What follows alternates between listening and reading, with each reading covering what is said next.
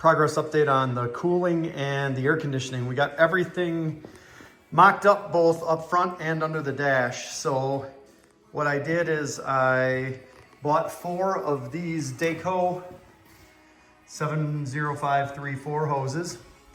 Actually, I had to just trim a little bit off on the straight run. There was actually like a weird little bend on the straight run too. You just end up trimming that off. They end up working in my opinion, almost perfectly. Got the dryer. We have all of our air conditioning run, but not crimped because I don't have my engine yet because we're still waiting on race car replicas and their adapter and flywheel and all of that. So long wait for that, getting old, but that's kind of the name of the game. So this is all done here. So you can see I actually mounted my horns too. The horns are mounted on a little bracket I made. And then if you go under, you can see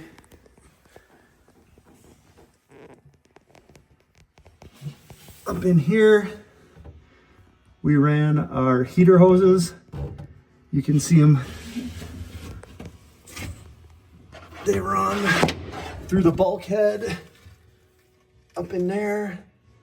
And then you can see here's where your AC comes in. That's a number 6 and a number 10 that are going to end up hooking in here. Again, once we can close the system off, you can see all of our brakes are plumbed here. We got the pedals ready to go in. The holes are in the floor.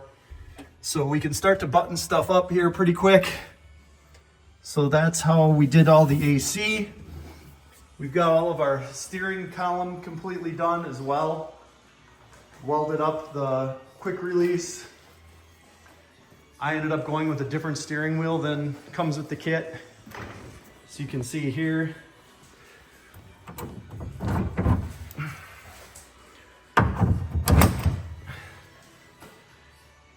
So we've got that all done. And then one other thing I did is I had been kind of contemplating where to put my electric. So you can see the fuse panel is way back up there. I like the way it's tucked up in there. And then the way to access it is I actually just hinge this panel. And then I'll make it so everything is nice and tidy and then folds in underneath your feet there up in the cockpit. It should be weatherproof. I installed some little riv nuts here. And then these stainless hinges.